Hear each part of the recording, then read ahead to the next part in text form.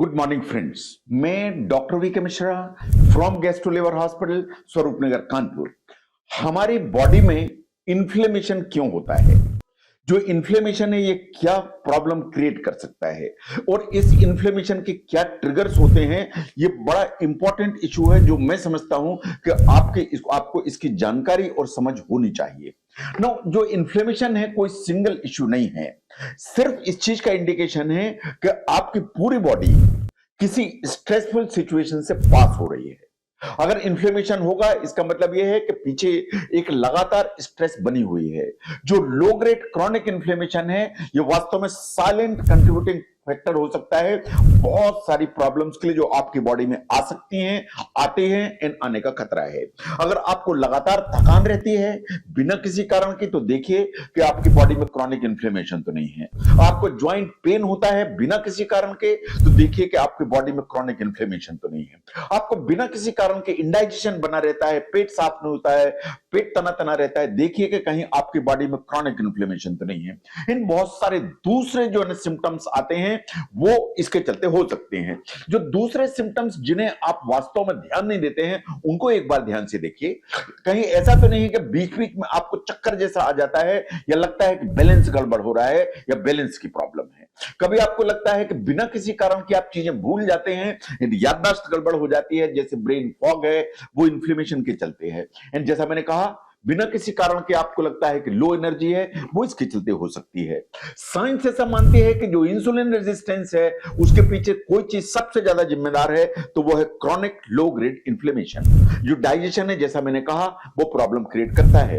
आंखों में अगर आपको लगता है सूखापन है, ड्राइनेस है, वो क्रॉनिक इन्फ्लेमेशन के चलते हो सकती है।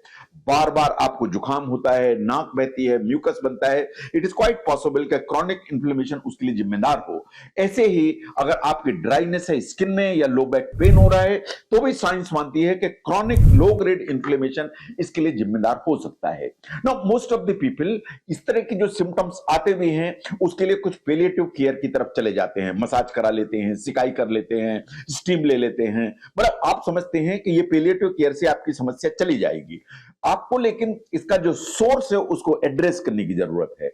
लाइफस्टाइल चेंज होने से फर्क पड़ेगा, डाइट चेंज होने से फर्क पड़ेगा, जो स्ट्रेस है उसको रिड्यूस करने से फर्क पड़ेगा, कुछ इन्वायरमेंटल फैक्टर्स हैं जो प्रॉब्लम करते हैं उनको एड्रेस करेंगे, फर्क पड़ेगा। लेकिन इन सब फैक्टर्स को अगर हम देखें, अगर ये गड़बड़ है तो ये कॉम्प्लेक्स रिस्पांस इम्यून सिस्टम पर करते हैं एंड अल्टीमेटली आपको एक क्रॉनिक इन्फ्लेमेशन के फेज में ले जाते हैं।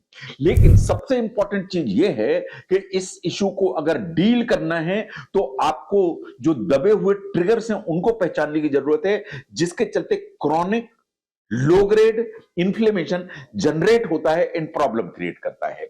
नंबर 1 पर आता है gluten consumption and food allergies. Gluten से मेरा मतलब है गेहूं। जो ग्लूटेन है वो एक प्रोटीन है जो गेहूं में पाया जाता है। जो ग्लूटेन है ये उस तरह का प्रोटीन है जो आपके इंटेस्टाइन को डैमेज कर सकता है और इसको लीकी गट क्रिएट कर सकता है। ये कंडीशन जिसमें लीकी गट हो जाती है तो बहुत सारे फूड पार्टिकल्स आपके जो इंटेस्टाइन है उसमें लीक करके आपके ब्लड में जा सकते हैं। अगर ऐसा होगा तो आपकी जो बॉडी है उसमें low grade chronic continuous inflammation develop हो जाएगा और बहुत सारी दूसरी फूड एलर्जीज डेवलप होंगी। और अगर ऐसा क्रॉनिक इन्फ्लेमेशन है तो जो मैंने आपके सामने सिम्टम्स रखे थे वो धीरे धीरे सब सामने आने लगेंगे। तो सबसे इंपॉर्टेंट है कि देखिए कहीं आपको ग्लूटेन या गेहूं में पाया जाने वाला जो प्रोटीन है उससे एलर्जी तो नहीं है। That's number 1। नंबर 2, जो आप अल्ट्रा प्रोसेस्ड फूड इंग्रेडिएंट लेते हैं, जैसे आपने निर्णय किया कि मैं शुगर इस्तेमाल नहीं करूंगा, मैं तो सिर्फ जो है आर्टिफिशियल स्वीटनर इस्तेमाल करूंगा। ये जो सिंथेटिक शुगर्स होती हैं, ये जो मॉडिफाइड स्टार्चेस होती हैं, ये जो सीड ऑयल्स होते हैं, इनके साथ में बड़ी प्रॉब्लम है।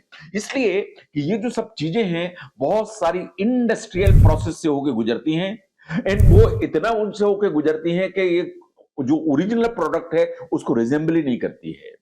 एंड साइंस ऐसा मानती है कि ये जो फूड्स हैं इस तरह के जो आर्टिफिशियल स्वीटनर्स हैं, मॉडिफाइड फूड स्टार्चेस हैं, सीड ऑयल्स हैं, ये वास्तव में हमारी जो बॉडी है उसमें फ्री रेडिकल को जनरेट करती हैं, आपकी बॉडी को डैमेज करती हैं एंड अल्टीमेटली एक इन्फ्लेमेटरी जो प्रोसेस है या लो ग्रेड इन्फ्लेमेशन आपकी बॉडी में जनरेट करती हैं, इन प्रॉब्लम क्रिएट करती हैं। नंबर 3 पर आते हैं वायरसेस। बहुत सारे वायरसेस हमारे बॉडी में होते हैं जो आते हैं सामने, फिर दब जाते हैं, फिर सामने आते हैं, फिर दब जाते हैं। इसका मतलब ये आते जाते रहते हैं, रेमिशंस में भी चले जाते हैं।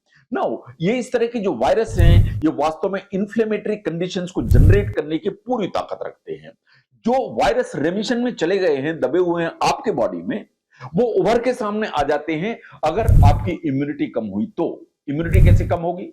अगर आपको कोई भी स्ट्रेस जनरेट होगी तो आपका कॉर्टिसोल का लेवल ऊपर की तरफ जाएगा, ऊपर की तरफ जाएगा तो आपका इम्यून सिस्टम सप्रेस होगा, और सप्रेस होगा तो आपको इन्फ्लेमेटरी चेंजेस आने लगेंगे।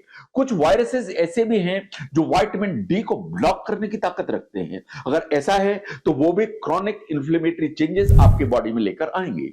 नंबर 4 पर आता है इंसुलिन रेजिस्टेंस।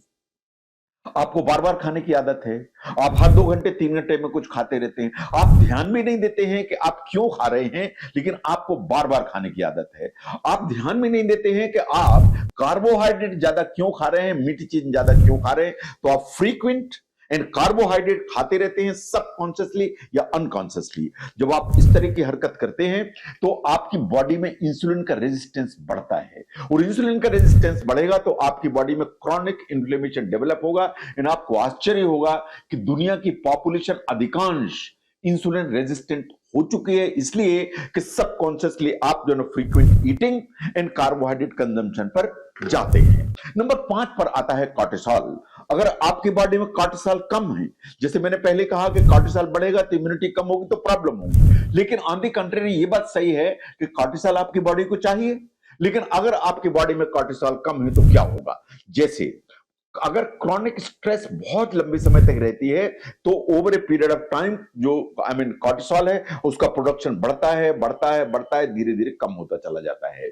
कुछ मेडिसिन हैं जैसे प्रेडनिसोलोन, इस तरह की दवाइयां आप लंबे समय इस्तेमाल करते हैं तो कॉर्टिसोल ऊपर की तरफ जाता है, बट अल्टीमेटली उसका प्रोडक्शन नीचे की तरफ आता है। तो एक स्टेज ऐसी आती है कि आपकी जो बॉडी है उसमें कॉर्टिसोल का एक्चुअली रेजिस्टेंस जैसे डेवलप हो जाता है, तो जो क्रॉनिक इन्फ्लेमेशन के चेंजेस आपकी बॉडी में आने लगते हैं। नाउ कुछ old injuries in the sense कि आपको कुछ भी ऐसा हुआ तो आपका मूवमेंट कम हो गया, आपकी लाइफस्टाइल सीडेंटरी है, आप कुछ एक्सरसाइज नहीं करते हैं, तो अल्टीमेटली बॉडी में इन्फ्लेमेशन डेवलप होगा।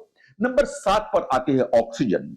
किसी भी कारण से आपकी बॉडी में ऑक्सीजन की कमी है, जैसे आपको सांस की बीमारी है, सीओपीडी है, आपकी जो आर्टरीज हैं उनमें प्रॉब्लम है, आपको हार्ट की बीमारी है, आपको स्लीप एपनिया है जो आप खर्राटे लेते हैं, तो अल्टीमेटली आपकी जो बॉडी है उसमें ऑक्सीजन की कमी होगी, और ऑक्सीजन की कमी अगर होगी तो आपकी बॉडी में क्रॉनिक इन्फ्लेमेशन डेवलप होंगे। तो अगर मैं ध्यान से देखूं तो ये इतनी सारी जो चीजें हैं ये आपकी बॉडी में क्रॉनिक इन्फ्लेमेशन करने की ताकत रखती हैं। जो क्रॉनिक इन्फ्लेमेशन है बहुत सारे सटल नॉन स्पेसिफिक सिम्टम्स लेके आते हैं जो मैंने आपके सामने रखे, और अगर क्रॉनिक इन्फ्लेमेशन लंबे समय परसिस्ट करता है और आप एड्रेस नहीं करते हैं तो साइंस ऐसा मानती है कि हार्ट की बीमारी, डायबिटीज इन बहुत सारी बीमारियों के लिए यही क्रॉनिक इन्फ्लेमेशन शायद सबसे इंपॉर्टेंट कारण है। तो ये जो ट्रिगर्स हैं इनको आपको पहचानने की जरूरत है, इनको एलिमिनेट करने की जरूरत है, इनको अलग करने की जरूरत है। इसके अलावा कुछ रेमेडीज हैं जो आपको ध्यान में लेने की जरूरत है, इन द सेंस कि अगर आप नेचुरल प्रोबायोटिक ठीक लेते हैं, आप केफिर इस्तेमाल करते हैं, आप किमची इस्तेमाल करते हैं, आप योगर्ट इस्तेमाल करते हैं, तो इससे आपकी बॉडी को हेल्दी बैक्टीरिया मिलते हैं, आपको फायदा होता है। आप विटामिन डी सप्लीमेंट लेते हैं या सनशाइन विटामिन किसी तरह भेजते हैं, इससे आपको फायदा मिलता है। अगर आप इंटरमिटेंट फास्टिंग करते हैं या पीरियडिक प्रोलॉन्ग फास्टिंग करते हैं, इससे इंसुलिन रेजिस्टेंस कम होता है, इससे आपको फायदा मिलता है। आप जो क्रूसीफेरस वेजिटेबल्स खाते हैं, सैलेड्स खाते हैं, इनसे आपको फायदा मिलता है क्योंकि सभी क्रूसीफेरस वेजिटेबल्स में सल्फोराफेन होती है जो आपको हेल्प करती है। जो कीटो डाइट है जिसको एक फैट डाइट माना जाता है, ये बात सही है कि कीटो डाइट आपकी बॉडी में जो क्रॉनिक इन्फ्लेमेशन का लेवल है उसको रिड्यूस करने की ताकत रखती है। जो टोकोट्रिनियोल्स हैं या जिन्हें विटामिन ई कहते हैं, ये सबसे बड़ा एंटीऑक्सीडेंट है जो फ्री रेडिकल्स से लड़ने में ताकत रखता है, ये आपको हेल्प करता है। जैसा मैंने कहा कि स्ट्रेचिंग एंड एक्सरसाइज ये आपको हेल्प करती है। जो ओमेगा 3 फैटी एसिड्स हैं, वो कॉड लिवर ऑयल है, सैल्मन फिश है, सार्डाइंस हैं, इनका जो सप्लीमेंटेशन है ये आपको हेल्प करता है। तो अगर आप ध्यान से देखें कि जो क्रॉनिक ऑनगोइंग इन्फ्लेमेशन है जो आपकी बॉडी में जनरेट होता है, उसके पीछे बहुत सारे ट्रिगर्स होते हैं जिनकी जानकारी आपको होना चाहिए, जो आपको समझना चाहिए। इन समय के साथ ये जो ट्रिगर हैं इनको पहचान के इन ट्रिगर्स को अपनी बॉडी से अलग करेंगे तो बहुत सारे सिम्टम्स और बहुत सारी बड़ी बीमारियों का खतरा अपने आप ही धीरे धीरे कम हो जाएगा। इसके अलावा जो रेमेडीज मैंने आपके सामने रखी, इनको आप अपनी लाइफस्टाइल में इनकॉर्पोरेट करिए एंड आई एम सर्टेन कि इनको इनकॉर्पोरेट करेंगे तो इनसे आपको जरूर एडवांटेज होगा। क्रॉनिक इन्फ्लेमेशन के क्या ट्रिगर्स हैं, क्रॉनिक इन्फ्लेमेशन आपकी बॉडी में क्या नुकसान कर सकता है, इन क्या बेस्ट रेमेडीज हैं इस समस्या से निपटने के लिए, उसे समझने में इस वीडियो ने हेल्प की, जरूर शेयर करें। मैं doctor VK Mishra from gastro liver hospital, Swaroop Nagar, Kanpur. Thank you very much.